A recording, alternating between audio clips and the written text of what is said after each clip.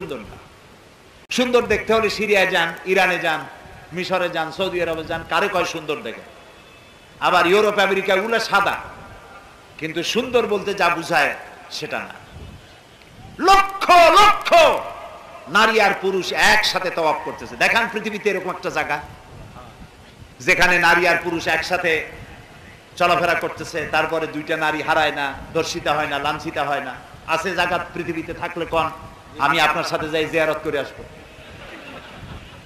নাই, না। রাত 2:30 3টার সময়